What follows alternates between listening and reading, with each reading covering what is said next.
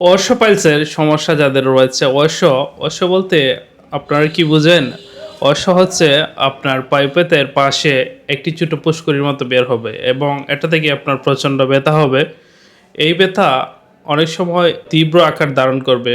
আপনার অশ্বটি ফেটে যাবে, ব্লিডিং হবে বা অশ্ব থেকে মাঝে মাঝে রক্ত দেবে। এ ধরনের সমস্যাটি বেশিরভাগ হয়ে থাকে।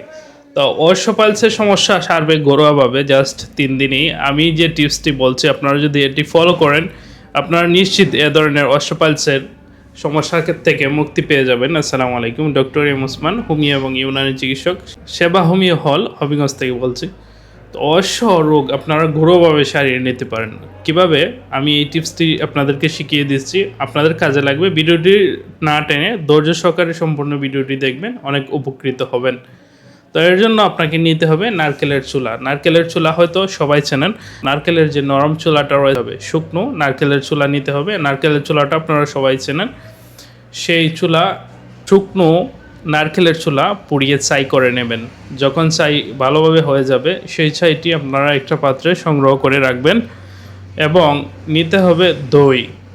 ১ কাপ দইয়ের মধ্যে ২ গ্রাম পরিমাণ নারকেলের চুলা দিয়ে নেড়ে প্রত্যেক দিন ৩ বার খাবেন। এভাবে যদি আপনি কন্টিনিউ ২-৩ দিন খান, তাহলে কিন্তু আপনার অশ্ববটি, অশ্বগুটা বা অশ্বের যাবতীয় সমস্যার সমাধান হয়ে যাবে। ভিডিওটি কেমন লেগেছে কমেন্ট করে জানাবেন এবং অবশ্যই চ্যানেলটি সাবস্ক্রাইব করে পাশে থাকবেন। বেল আইকনটি অন করে দেবেন, এতে করে আপনি এরকম প্রয়োজনীয় হেলথ টিপস প্রত্যেক দিন পাবেন। ধন্যবাদ সবাইকে।